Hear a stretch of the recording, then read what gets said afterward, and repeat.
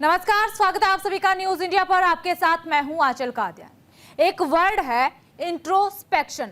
इस वर्ड को ध्यान से सुनिए और समझिएगा, क्योंकि हमारे इस विश्लेषण में इस शब्द की बहुत इंपॉर्टेंस है। इंट्रोस्पेक्शन, जिसे हिंदी में आत्ममंथन कहा जाता है, और ये हम अब क्यों कह रहे हैं ये भी आपको बताएंगे, समझाएंगे। दरअसल ये बात कांग्रेस को पहले से ही कही जा रही थी कि आखिर में हार का ठीकरा हर बार ईवीएम पर फोड़ने से पहले क्या कांग्रेस को अपनी इस हार का मंथन नहीं करना चाहिए? ये सवाल है आईएनडीआई ब्लॉक का। आखिर क्यों?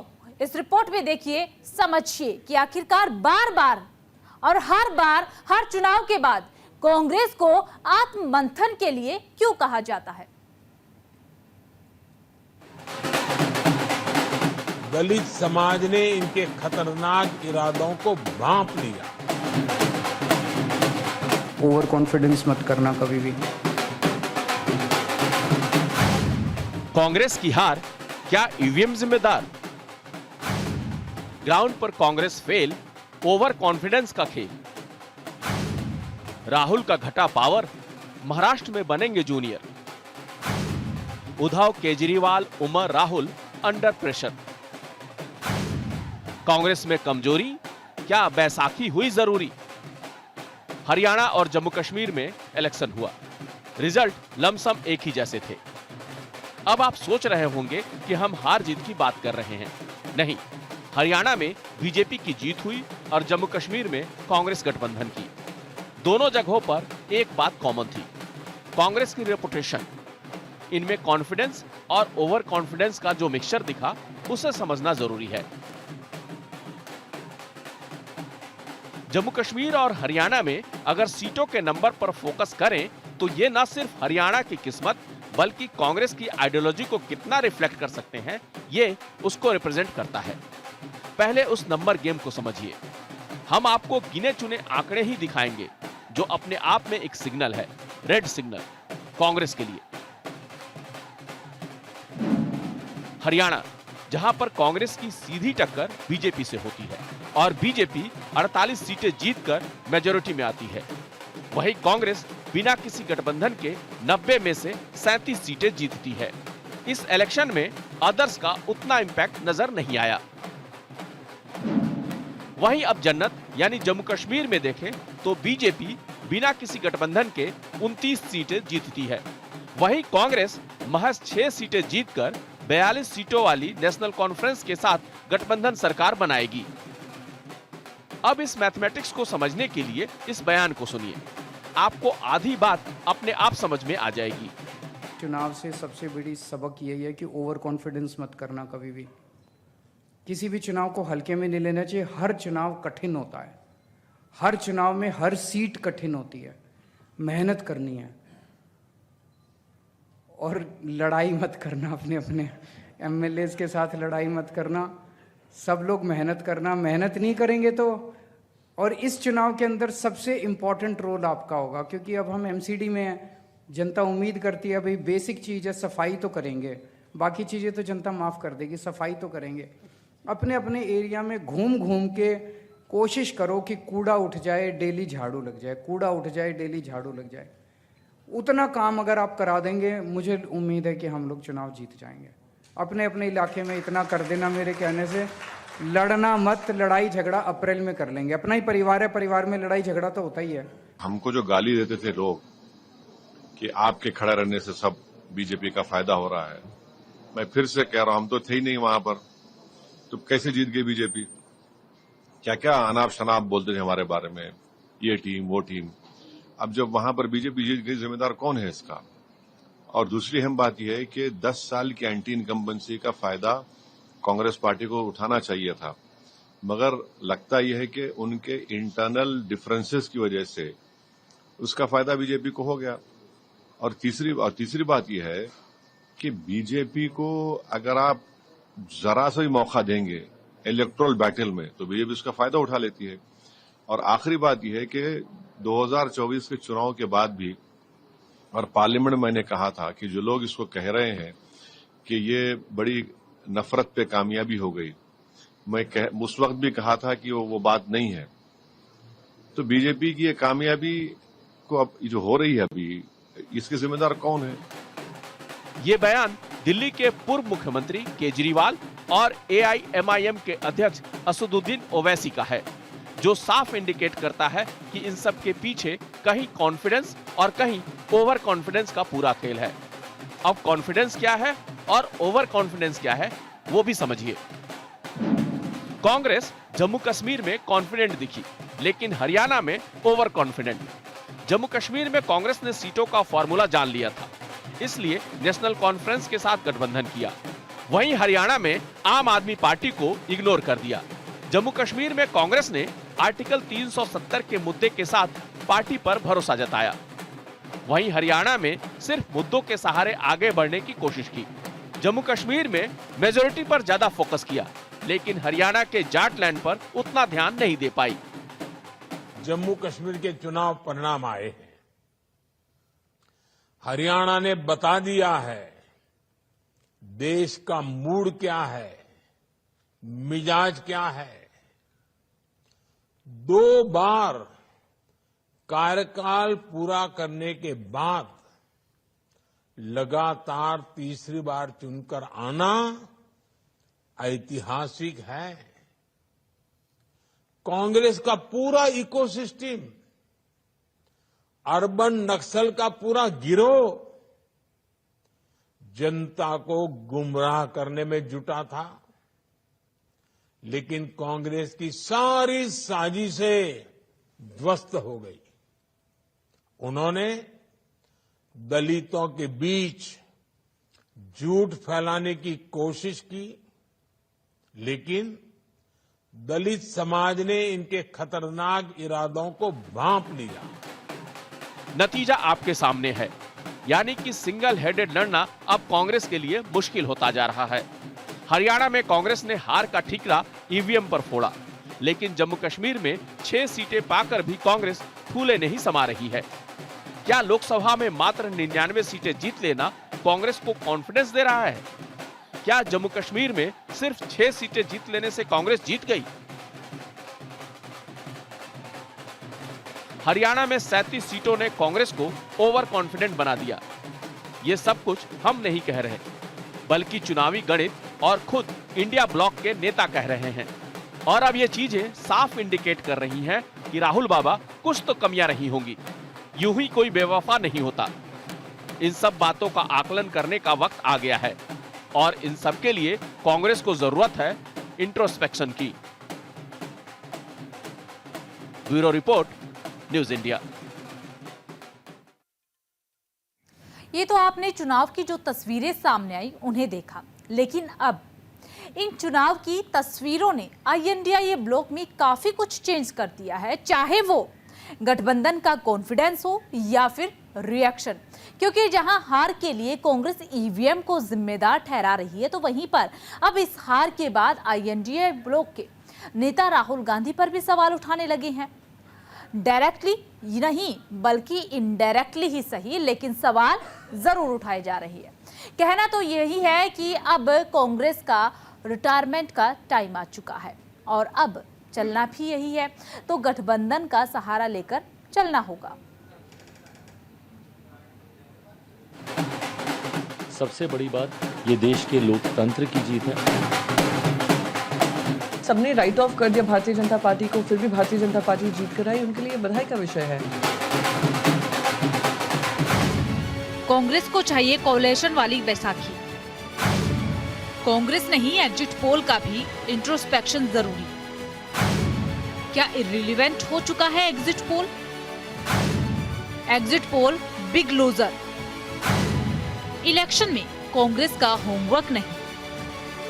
स्वपन झरे फूल से, मीत चुभे शूल से, लूट गए सिंगार सभी बाग के बबूल से, और हम खड़े खड़े बाहर देखते रहे, कारवा गुजर गया, गुबार देखते रहे। गोपाल दास नीरज की ये कविता आज कांग्रेस की हालिया स्थिति पर बिल्कुल सटीक बैठती है और हालिया स्थिति को अच्छे से बयां करती नजर आ रही है। कहते हैं कि समय के साथ समझदारी आ जाती, लेकिन कहीं कहीं समझदारी का भी वेट करना पड़ता है। कांग्रेस पार्टी को आगे बढ़ा रहे राहुल गांधी इस वक्त हरियाणा में अपनी हार का नजारा देख रहे हैं और जम्मू कश्मीर में अपनी सीटों की गिनती का गणित ही समझ रहे हैं। इस गणित ने राहुल गांधी के सारे अगणित को फेल कर दिया है। ग्राउंड पर काम को लेकर मुद्दों के झंडे को थामे राहुल गांधी आगे जरूर बढ़े, लेकिन गठबंधन की जंजीरों ने उनके कदम थाम लिए।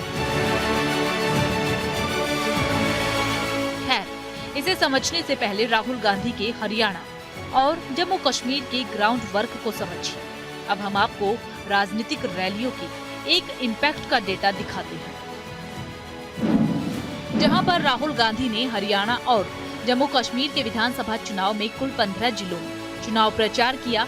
कुल मिलाकर 15 कार्यक्रमों में हिस्सा लिया। दूसरी तरफ प्रधानमंत्री नरेंद्र मोदी ने 8 जिलों में कुल 8 कार्यक्रम में हिस्सा लिया। कई रैली भी उनकी तरफ से की गई। जो कांग्रेस का अहंकार था, कांग्रेस का अहंकार को जो फुगा है उसका फोड़ दिया। वो जैसे कांग्रेस आगे बढ़ रही थी तब जलेबियां बांट रहे थे, लड्डू फूट रहे थे, ढोल बजा रहे थे। जब पीछे होने लग गए, पीछे हाट हो रही है, तब बोले ये ईवीएम का काम है, ईवीएम के और दोष लगाने लगे। ये तो बहुत दुटप्पी दोगली रणनीति है और इसका निषेध भी करना चाहिए। लेकिन वहां पर हरियाणा की जनता ने, जो किसान, जवान, पहलवान सभी लोगों ने मिलकर, पूरी जनता ने मिलकर सभी लोगों के नैरेटिव फेल कर दिए और आदरणीय मोदी जी के काम को पसंद कर दिया और इसलिए वहां पर तीसरी बार लगातार हैट्रिक हो गई। डबल इंजन की सरकार की जीत हुई है। इंडिया गठबंधन ने जम्मू और कश्मीर में अच्छा काम किया है और सरकार बनने वाली है। और हरियाणा में कांग्रेस ने ये लड़ाई लड़ी है। वहाँ पे जो बाकी गठबंधन थे वो बन नहीं पाए थे और उनको हार का सामना करना पड़ रहा है। इतनी एंटी इनकम्बेंसी थी, हम देख रहे थे, सवाल उठाए जा रहे थे भारतीय जनता पार्टी पे। इतने इनकमिंग हो रही थी कांग्रेस पार्टी में, जिन्हें सबने राइट ऑफ कर दिया भारतीय जनता पार्टी को, फिर भी भारतीय जनता पार्टी जीत कर आई। उनके लिए बधाई का विषय है। साथ ही साथ कांग्रेस के लिए आत्मचिंतन का विषय है कि कहीं टिकट डिस्ट्रीब्यूशन में या कोऑर्डिनेशन में या नैरेटिव सेटिंग में कहीं कहाँ कहाँ कमियां रह गई, वो आई एम श्योर उस पर मंथन करेंगे, विचार करेंगे और कोर्स करेक्शन होगा। अब आप ये देखिए कि इन रैलियों का चुनाव में कितना इम्पैक्ट हुआ है। ये नतीजे आने के बाद साबित हो चुका है। प्रधानमंत्री नरेंद्र मोदी ने हरियाणा में दरअसल 4 रैलियां की और इन रैलियों में करीब 41 विधानसभा सीटों पर इम्पैक्ट हुआ। इन 41 सीटों में बीजेपी करीब 23 सीटों पर जीत दर्ज कर चुकी है, जबकि कई सीटों पर बीजेपी की तरफ से प्रदर्शन बेहद ही शानदार रहा है। अब आ जाते हैं नरेंद्र मोदी के बाद राहुल गांधी की रैली में। राहुल गांधी ने हरियाणा में कुल मिलाकर 8 रैलियों के जरिए करीब 20 विधानसभा क्षेत्रों को साधा था, जिसमें से सिर्फ 6 सीटों पर ही कांग्रेस ने जीत हासिल की, तो 14 विधानसभा सीटों पर कांग्रेस को हार का सामना करना पड़ा। इसके लिए जहां मैं मेरे प्रधानमंत्री जी के नेतृत्व को मैं बधाई देता हूं, वहीं केंद्रीय गृह मंत्री आदरणीय अमित शाह जी की नीतियों को बधाई देता हूं, वहीं जेपी नड्डा जी के संगठन क्षमता को मैं बधाई देता हूं। साथ ही में मैं मानता हूं कि हरियाणा की ये जीत, ये किसानों की जीत है, ये नौजवानों की जीत है, ये जवानों की जीत है और सबसे बड़ी बात, ये संविधान की जीत है। जो लोग बार बार आरोप लगाते थे संविधान को लेकर, आरक्षण को लेकर, अनुसूचित जाति में जो लोग इस तरीके का भ्रम फैलाने का प्रयास करते थे, मुझे लगता है उन सबको एक परिणाम ने करारा जवाब देने का काम किया है। सबसे बड़ी बात, ये देश के लोकतंत्र की जीत है। मैं इसके लिए पुनः मेरे प्रधानमंत्री जी को और हरियाणा की जनता को मैं बधाई देता हूँ। वहीं रिजल्ट के बाद बीजेपी सरकार बनाने के लिए आगे बढ़ रही है। मतलब कांग्रेस की तरफ से चर्चा में लाई गई जलेबी का स्वाद बीजेपी के दफ्तरों में लिया गया। ये क्लासिक केस है, slip of cup between the lips of Congress. लेकिन ऐसा हुआ कैसे, इसको आप ऐसे समझिए। कांग्रेस को उम्मीद थी कि जाट बीजेपी के लिए लामबंद होंगे, वोट कांग्रेस को ही करेंगे। जाट की दरअसल जो आबादी है वो हरियाणा में कुल 25% है और उनका कुल 40 सीटों पर सीधा प्रभाव है। लेकिन सारे कैलकुलेशन फेल हो गए। बीजेपी ने मनोहर लाल को हटाकर नायब सिंह सैनी को सीएम बनाकर एंटी इनकम्बेंसी को काउंटर करने की कोशिश की, जिसका असर भी इलेक्शन में साफ नजर आया। तो वहीं कुछ मुद्दों को लेकर कांग्रेस स्थिर हो गई। ना ही उसने अपने गठबंधन के नेताओं से बात की और ना ही उनके साथ लड़ने का विचार किया। नतीजा, आज गठबंधन उन पर सवाल उठा रहा है। Results have come out BJP managed to come back to power in Haryana, it is primarily because of the India bloc parties could not have proper seat sharing arrangement, could not have united campaign. Otherwise, results would have been different in Haryana also. Kashmir, it was expected. National Conference would do better. They did better. And there also, the way BJP managed to win seats in Jammu region, it is a matter of concern. The India bloc political parties must do serious introspection. जब वो हारते हैं तो लोकतंत्र की दुहाई देते हैं और जब जीतते हैं तो कहते हैं कि जनता उनके साथ है। लोकतंत्र की खूबसूरती यही है कि अगर हार को भी स्वीकार कीजिए और जीत में भी जनता के साथ खड़े रहिए। लेकिन दुर्भाग्य है कांग्रेस के नेताओं का, वो हार को पचा नहीं पाते हैं और हार का ठिकरा कभी ईवीएम मशीन पर, कभी एग्जिट पोल पर डालते हैं। अपनी नाकामी के ध्यान नहीं रहता है। जो लोग कल तक जलेबी की फैक्ट्री लगाए थे, उस समय उन्होंने नहीं पूछा कि क्या हो रहा है। आज जनता ने उनको जलेबी का असली तरीका कैसे होता है, बनाया जाता है, ये उनको बता दिया कि जमीन पर रहकर जनता के बीच में जब रहिएगा तो जलेबी कैसे बनती है पता चल जाएगा और जलेबी का मिठास भी पता चलेगा। लेकिन अभी तो जलेबी कभी खाली फैक्ट्री से बनवा रहे थे, इसलिए जलेबी का मिठास नहीं मिल पाया हमको। वहीं अब सवाल ये भी उठ रहा है कि एग्जिट पोल आखिर इतना गलत कब से हो गया। पहले हर जगह एग्जिट पोल की अपनी एक क्रेडिबिलिटी होती थी, लेकिन अब एग्जिट पोल बस एक नंबर्स हो गए हैं जिनका एक्चुअल नंबर से कुछ ज्यादा लेना देना नहीं है। तो सवाल तो ये भी है कि इस बार कांग्रेस के साथ साथ एग्जिट पोल की भी पोल खुल गई। खैर, तो हाल वही है कि अपने चेहरे से जो जाहिर है छुपाए कैसे, तेरी मर्जी के मुताबिक नजर आए कैसे। घर सजाने का तस्वर तो बहुत बअदब का है। पहले ये तय हो कि इस घर को बचाए कैसे। चुनाव को लेकर जिस घर को कांग्रेस ने बनाने की कोशिश की थी, उसी घर की ईंट और दीवारें टूटने लगी और सवाल कर रही है कि कहीं इसकी नींव तो खोखली नहीं है। Bureau report, news India. Haryana और जम्मू कश्मीर के चुनाव में एक बार फिर राहुल गांधी की लीडरशिप पर सवाल उठा दिए हैं कि क्या वास्तव में कांग्रेस अब अकेले नहीं लड़ सकती है? क्या उसे कदम कदम पर बैसाखी की जरूरत है? क्या अब आगे आने वाले चुनाव से पहले राहुल गांधी को और पूरी कांग्रेस पार्टी को आत्ममंथन की जरूरत है? क्यों उन्होंने सच में INDIA ब्लॉक को अपनी परफॉर्मेंस से नाराज कर दिया? इसे समझिए हमारी इस खास रिपोर्ट के जरिए। जब जीत जाते हैं तो कहते हैं जीत हमारी हुई, हार गए तो ठीकरा EVM के नाम पर और चुनाव आयोग के नाम पर। अति आत्मविश्वास से भरी कांग्रेस को ये उचित नहीं लगा। हरियाणा और जम्मू कश्मीर का ट्रेलर,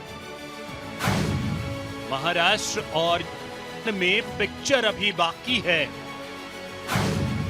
राहुल जी, EVM वाली लाइन चेंज कीजिए। जीते तो सब चंगा, वरना EVM का पंगा। जीत गए तो ठीक, वरना EVM लीक। मैं एक ही भूल बार बार करता रहा, धूल चेहरे पर थी, साफ आईना करता रहा। और इस बार धूल कांग्रेस के चेहरे पर नजर आ रही है और कांग्रेस दोष EVM पर लगा रही है, जबकि कांग्रेस की परफॉर्मेंस लगातार खराब होती जा रही है।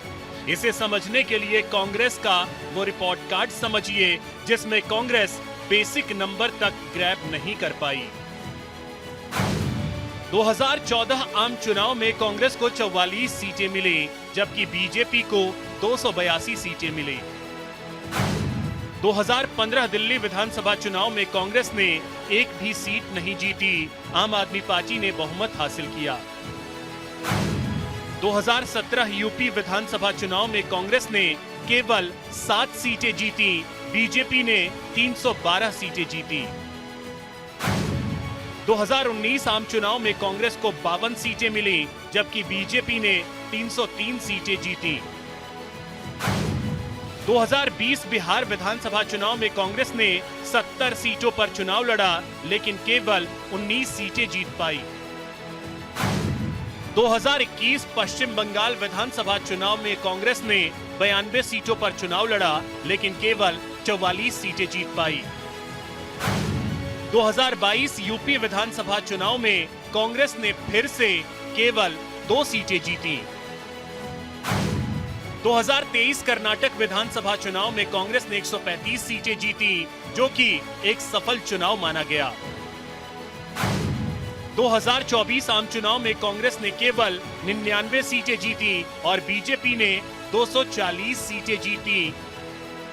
जम्मू कश्मीर और हरियाणा में विधानसभा चुनाव, और ऐसे दौर में जब इंडी गठबंधन के घटक दल लगातार इस बात की चर्चा करते हैं कि संविधान खतरे में है, तो संवैधानिक प्रावधानों के तहत चुनाव आयोग है ना, जब जीत जाते हैं तो कहते हैं जीत हमारी हुई, हार गए तो ठीकरा ईवीएम के नाम पर और चुनाव आयोग के नाम पर। तो हम इंडी गठबंधन के घटक दल से यह जानना चाहते हैं, अरे जम्मू कश्मीर तो देश का मुकुट है, एक लंबे समय के बाद लोकतांत्रिक तरीके से चुनाव हुआ तो जनता का जो जनादेश आया उसका सम्मान कर रहे हैं। हरियाणा में दंड बैठक कर रहे थे और दंड बैठक में हालात यह है कि राष्ट्रीय जनता दल के, चूंकि यह परिवारवाद की पार्टी है, तो उसका भी दूरगामी असर हरियाणा में दिखाई पड़ रहा था। लोग एंटी इनकम्बेंसी बोलते हैं, पर प्रो इनकम्बेंसी का किसी को नहीं पता। हमारी प्रो इनकम्बेंसी थी, हमने काम किए थे, ईमानदारी से किए थे, सिस्टम को बदला था, भ्रष्टाचार दूर किया था। यहाँ रुकेंगे एक छोटे से ब्रेक के लिए, जल्द हाजिर होंगे।